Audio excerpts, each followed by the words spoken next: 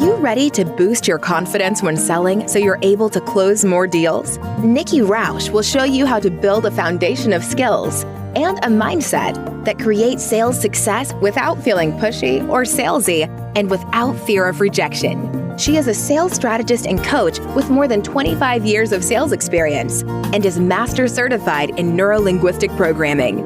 This is a radically different approach to selling. It's a no sleaze, no slime, and no stress approach to building your business. This is Sales Maven. Here's Nikki. Welcome, and thank you for listening to the Sales Maven Show. I'm your host, Nikki Rausch. I'm your own personal sales maven, here to offer you tips, techniques, and strategies to master your sales conversations.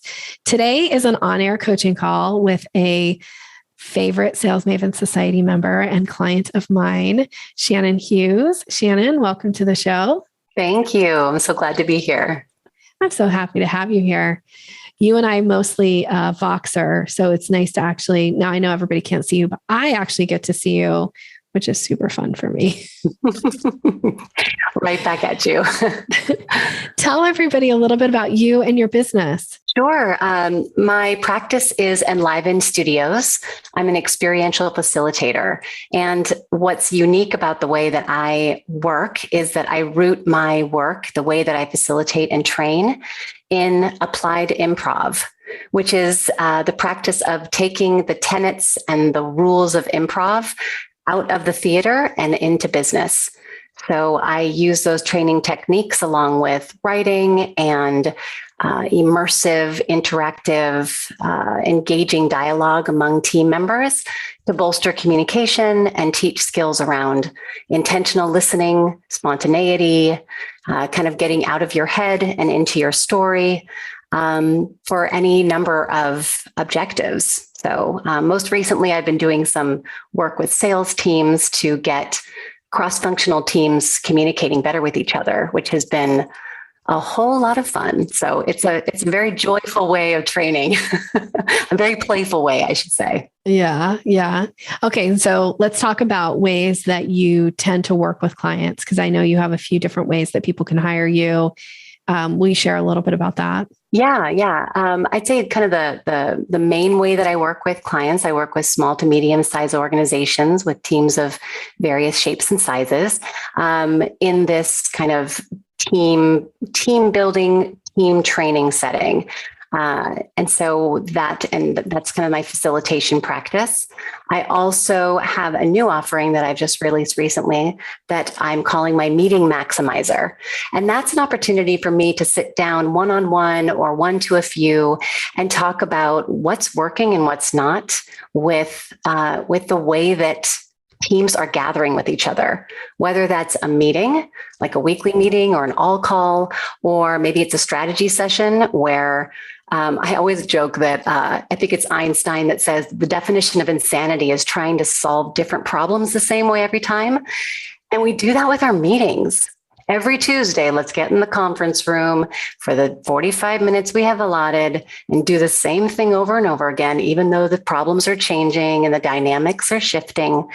So I like to say that the meeting maximizer is a way to bring our meetings from mundane to memorable. So good. So good. Okay. So clients can hire you to do meeting maximizer to really start to up level. I don't know if you would say up level. I want to say upscale their meetings, make them more productive. You also do like big team meetings where you go and like facilitate their like company corporate retreats. And am I saying this right? Yeah. I know you were just working with a company where you had to get on a plane and you were speaking in front of their whole group all day. And tell us a little bit about like, what are those types of meetings and the people that are hiring you, who's doing that? Yeah, that was an amazing experience. I got in right under the radar of the pandemic going haywire again. So hopefully we'll have more opportunities like this. But yeah, it was, so for that particular session, I was hired by a a tech company who is headquartered in Australia, actually, but has a number of people based in Salt Lake City. And got on an airplane, got into a big room full of 50 people and facilitated a half-day session of their sales kickoff. So they had a 3.5-day sales kickoff that was going to involve lots of presentations and lots of PowerPoints and lots of deep dives on what the financials were going to look like. And there were people in the room that hadn't met one another. There were sales folks and there were engineering people. The CFO was there and some people that had just joined 3 weeks ago and had been onboarded from their living room, right? So all these people gathered together and I kicked it off with a three-hour session to kind of get people to really connect at a level that they wouldn't have otherwise done through this type of facilitated and playful interaction, which also had some really fruitful outcome. I mean, there was tons of brainstorming and ways to think about their 5-year planning, but not in the way that you might think of doing that with just a pen and a paper and a spreadsheet. There are sticky notes and puzzle pieces and images and laughter. So I do. Thank you for reminding me, because that's an important part of what I do too, is these large scale kind of kickoff, large scale strategy sessions with much bigger groups. Yes. Being a sales professional and having been in many sales kickoff meetings in my career, I can say they've never brought in, I can't think of a time where we've ever brought in an outside facilitator who made it fun, who made it engaging, and who allowed for people to really get to know each other and interact with each other. I actually worked for a company at one point where they purposely kept their engineers as far away from the sales team as possible. It was such a weird dynamic. I really did not enjoy working for this company, and I left after a year. But they would do things like, as a salesperson, I wasn't even allowed in the building because their engineering team had an open platform. So you could see everybody's desk, but they didn't want the sales people to see the desk. And so it created this very weird dynamic between sales and engineering. And, selling in the tech space, super important that sales and engineering speak to each other, because they really need each other in order to effectively sell whatever it is that you're selling. So it was such a weird dynamic. I would just be like, oh my gosh, if we could have a professional facilitator, what would that have done to the morale? What would that have done to the team? Oh, I feel like I missed out on having you. Yeah.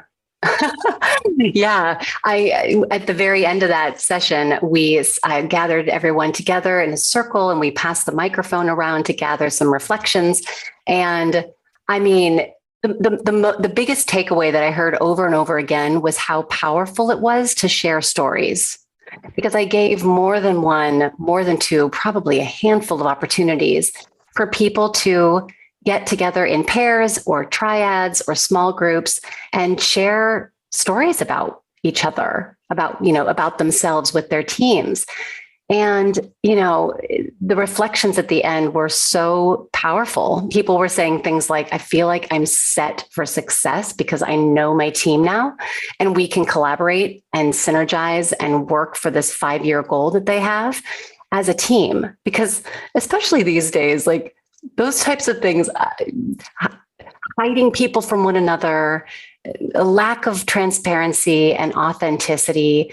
I mean, we live in the age of belonging, of engagement, of psychological safety, of trust. All of those things are intrinsic to good, strong teams and good, strong, effective leadership. So that sounds like a huge oversight on that company's part. And I'm so sorry to deal with that. For sure. Okay. So if you're listening right now and you know of a team going to have a big kickoff, whether it's a sales team or any type of team, please encourage them to get a facilitator, and specifically Shannon. So A.L.I.V.E.N.E.S Studios, her contact information is going to be in the show notes. But, if you need a facilitator that's going to really up your meeting and have it be much more effective, she's your gal. Okay. So fun to have you share more about what you're doing. And also I got to hear some things I hadn't heard you talk about before, which was so which is fun for me. So I know this is a non-air coaching call for you. So tell me, how can I serve you today? What would be useful for us to talk about?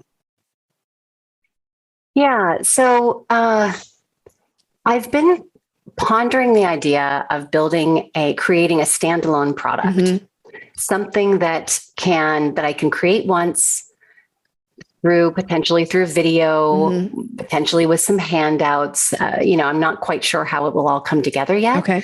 The idea is that because what I'm really doing all the time is I'm cultivating these relationships with big companies, and I'm going in and designing and facilitating, and I'm on my feet doing this work. It would be nice to have something sort of, I don't want to say in the background, but something that has been finished and it's marketable, and it's filled with content that would be helpful for leaders of all shapes and sizes. So this idea of a standalone offering, and you and I were chatting before we hopped on, that I've got this mindset thing that because I facilitate experiences versus presenting content. I often joke when somebody says, well, send me your slide deck for the meeting. I'm like, I have 4, and they're just beautiful graphics that demonstrate how we're going to hang out together today. And the rest of it is very experiential. It's all experiential.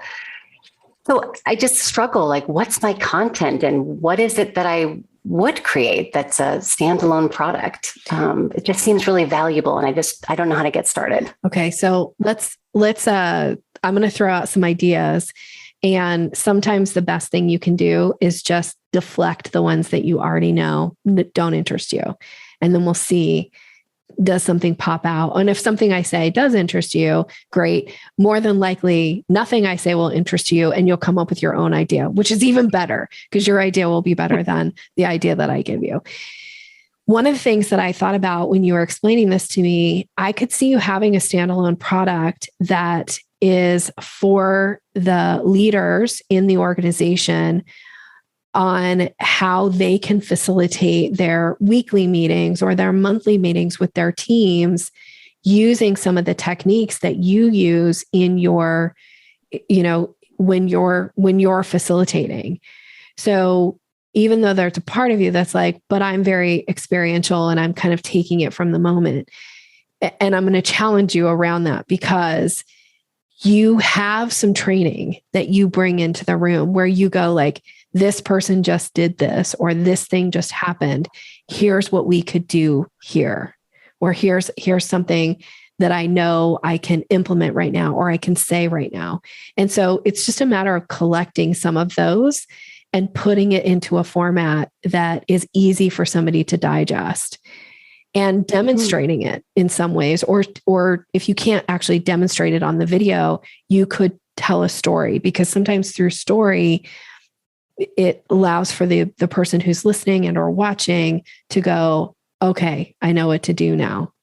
Right. So if you think about, format, what's the way, like giving some really concrete examples or steps on how to start a meeting to set it up for success, how to close a meeting to ensure that things are going to get, action is going to be taken as a result. Talking about how to encourage people to participate that maybe will tend to sit back, how to the people who want to be the center of attention, any kind of technique that you can give that helps pull attention so that it doesn't become the, Joe Schmo sitting in the corner show, right? That you can bring it back to whoever's facilitating the meeting. So giving some tips around that.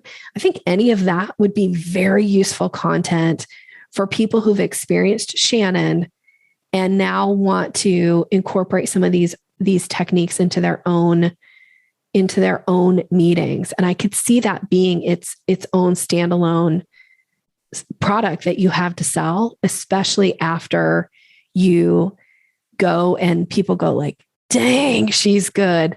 Look at her. Look what she did.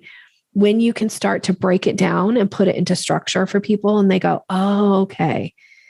Right. Like I see now I get it now. I see how I can apply this to my own meetings. So tell me what's going through your head, because I'm doing a lot of talking. No. I love it. And what is it? Is it unconscious competence? Because it's one of those things that I can do it in my sleep, so to speak. And so, it's kind of like, of course, and it resonates too, because the handful of times that I've posted on LinkedIn, some very tactical ideas for how to start a meeting, how to wrap up a meeting, various ways to check in with your community while you're facilitating. And I get comments and shares. And so it really resonates with people, especially right now when we're all experiencing, especially virtually, we're all experiencing a little bit of, exhaustion from how to do this and how to keep it alive. So I love that. My only little bit of nervousness around it is there's a number of people in my community, peers of mine, who also use applied improv in this space, who have kind of pivoted in this direction. Now, I don't think they have standalone courses though. I've seen some shifts where they've gone to having like live webinars and things like that. And maybe that becomes something I do. And as I'm talking, Nikki, I'm remembering, and I think you've probably said it to me 1,000 times too, is I'm me, and my version of what this is going to look like is going to be different than anybody else. It'll totally be. Even if there's some parts that are like, oh yeah, we saw so-and-so and they said something similar, they won't have your stories that you'll tell to bring your example or your, technique or your strategy or whatever it is, the tip that you're giving. They won't have that same story to bring it to life. So it'll come to life in a different way, right? Like it's the same thing. Like people are always like, oh yeah, I feel like I've heard other salespeople, or other sales trainers talk about certain concepts that I teach too. Well, that's because they work, right? So yes, we're all teaching about overcoming objections because you need that skill set in a sales, but the way that I teach it is probably going to sound a little bit different. It might go, yeah, that seems like something I've heard before, but it's also I always go back to I think it's a Buddha quote, which is, if one knows but does not do, one does not truly know. So never be afraid to teach people like your version of whatever it is, because they may think they know it, but if they're not doing it, they don't actually know it yet. And they need to learn it in a different way, or hear it in a different way, or hear a different story to bring it to life. So be willing to still put yourself out there. And you're not frankly, you're not going to be everybody's cup of tea, which is fine. Mm-hmm. There's actually another, I love this quote, which is, what is that? Oh, let me think about it. I'd rather be one person's shot of whiskey than everybody's cup of tea. I don't know if you've heard that quote. I like that quote. I like that.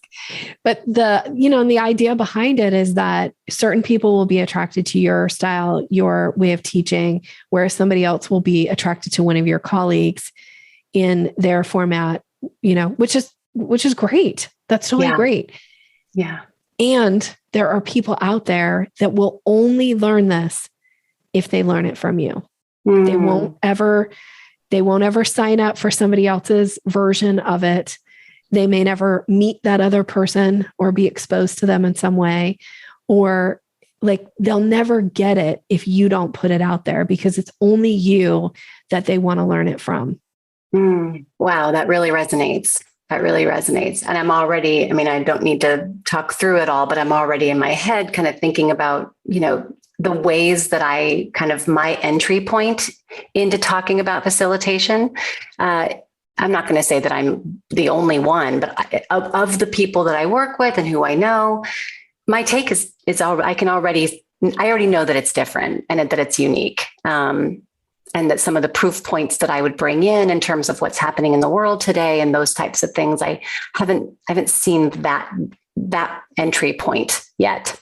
Yeah. And so be willing to test it, right? Like that's the other thing too, is that you could do a version of what it is that you have in mind and you see what resonates. And then you go back and you you do a new version, an updated version when it's ready for that.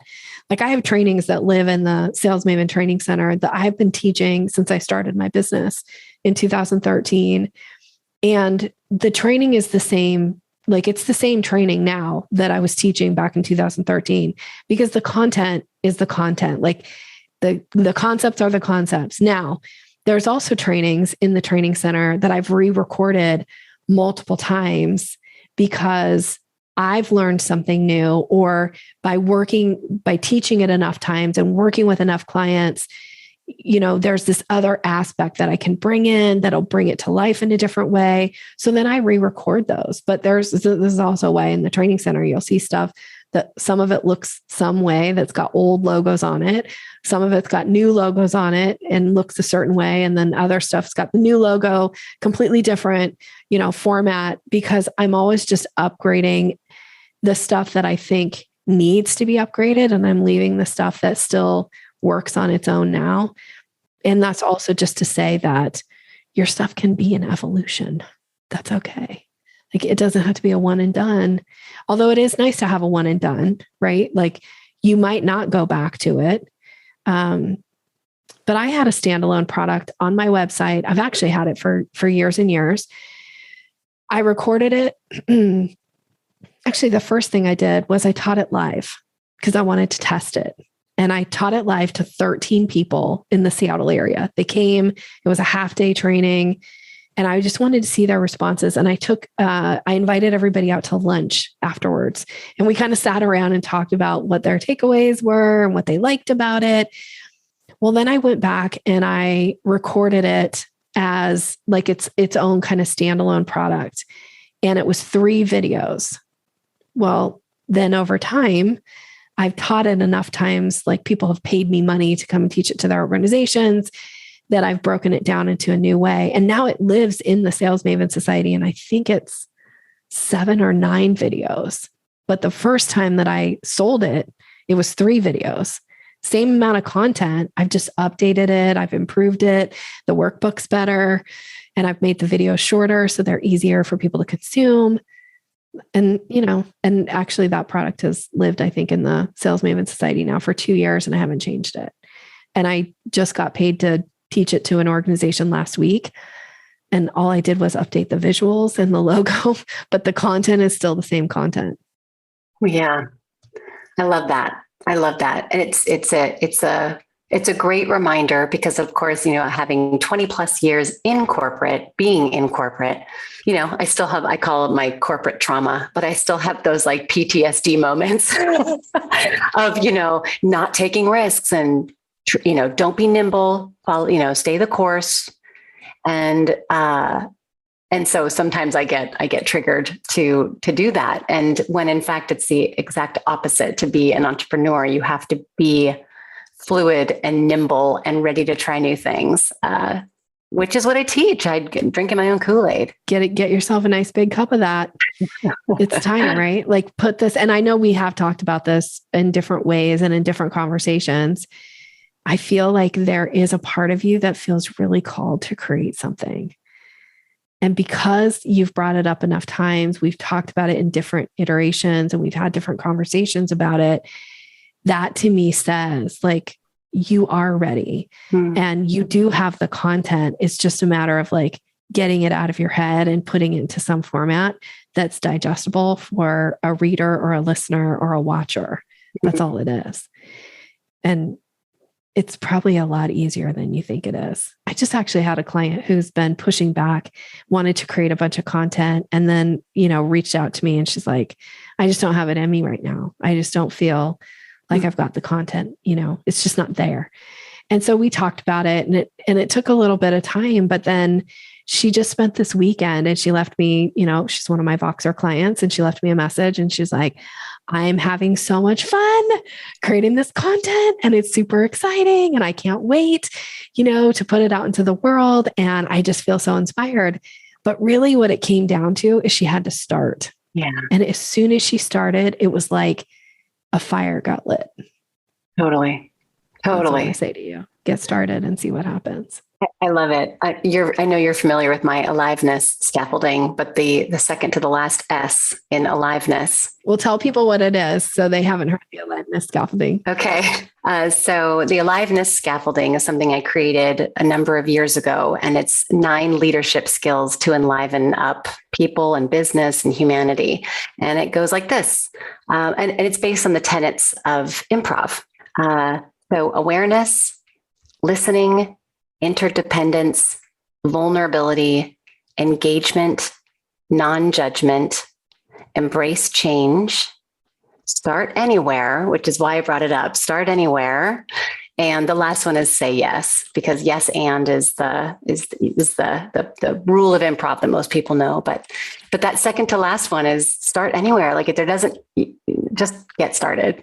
Yeah. And you may find that you start in the middle and you have to go back and add some stuff in the, like, okay, so yes, I want to teach this concept and I got this piece down, but I need to teach this other piece first. Like that happens. I do that all the time. Like for me, a lot of times I just start and then I start reorganizing content and I go, okay, so I thought I was going to teach this first, but I realize now that I need this other piece in there because then it will make more sense, right? To the participant. Yeah. And sometimes I'll move stuff to the end and go, okay, I'm going to teach that at the end. And sometimes I'll just pull it out completely and I'll make it its own kind of thing. And I'll come back to it later and teach it in some way because I'll go, it doesn't fit here. It doesn't fit the way I thought it would fit. And all of that is okay, but you only will ever get there by starting. That's like, especially when it comes to creating content, like you just got to jump in 2 feet. Yeah. I'm in, I'm doing it. See what happens. Yep. Okay. Yep. And I love reference to your other client because it's an act of creativity. Like once you get going, it's a creative act, and then you can edit and you can do all the things and tweak it and make it this and that. And then it becomes a whole creative endeavor, which is my lifeblood. So that's what also calls to me about it. Yeah, me too. I actually started a brand new piece of content this morning that I'm creating for this organization. And, I essentially created a page of content today of what will probably end up being like 20 pages of content. But it was so fun just to get started. And now my brain is spinning about ideas of like, oh, I'm going to pull this piece in. I'm going to pull this piece in. And at some point I will have to edit and pull some stuff out, but it's just so fun. But I have actually been like, oh, I got to do this. I got to do this. But as soon as I open that page, I put that workbook in front of me. I named it what I was going to call it. And then I was off and I have a page of content now that I'll be teaching to them. Awesome. Yeah. I have so many questions around how to market it, but we can cross that bridge when we get to it. Yeah. You create it. Yeah. We'll figure it out. Yeah. I'm not worried about that. Okay. Well, thank you so much for saying yes and coming on the show and asking this question. I think hopefully this will help you as the listener. If there's some piece of you, especially if you're somebody who's been selling to corporate and you're wondering about, can you create your own standalone product? Yes, you absolutely can. And if you feel called to do it, yes, you absolutely should do it. And it's, and then how to sell it. Well, I can help you with that. That's coming next. Okay. So Shannon, as we wrap up today, let the listener know, how can people get a hold of you? What's the best way to reach you? My website is a great way, which is Enlivened with an ED, enlivenedstudios.com. You can also find me on LinkedIn at Shannon Dean Hughes or at my LinkedIn handle is also Enliven Studios. And for listeners of the show, if you want to grab a free download, I call it Tips and Tricks to Enliven Up Your Virtual Gatherings.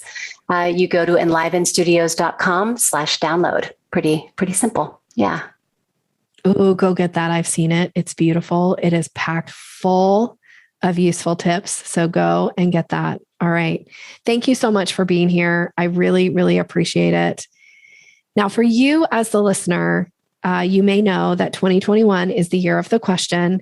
So I've been giving questions for you to kind of put in your back pocket and pull out when it's appropriate. And here's today's question for this week's episode is, what would a win be like? Or what would a win be for you when we work together? This is a great question to ask potential clients. It's a great question to ask your existing clients. Like, what would a win be for you today based on the work that we're going to do? Ask that question. Don't assume that you know the answer to it. Be willing to ask people, give them an opportunity to answer it. Chances are they haven't actually thought of an answer, but yet when they think of an answer and you can deliver on that, super satisfying. So that's your question. And last, if you're not yet a member of the Sales Maven Society, well, come join us. What are you waiting for? You get to hang out with cool people like Shannon. You get access to sales training content. You get live coaching calls with me. You get access to a really robust private group where you can tag me with questions. You can also get feedback from other members. It's a great place to be. This is a monthly membership. The Sales Maven Society, it's $147 a month. You can join right now by going to salesmavensociety.com. And if you enter this coupon code, it's going to save you $100 off your first month of membership. So here's the coupon code 47TRIAL. That's the number 4, the number 7, TRIAL. Thank you so much for listening. I would love to hear your takeaway from today's episode. I would love to hear if you're going to create your own piece of content, have a standalone product as a result of this. So reach out and connect with me on social media and let me know what your takeaway is. And be sure to connect with Shannon. Thank you so much for listening. Have a great rest of your day. Thanks for listening to Sales Maven.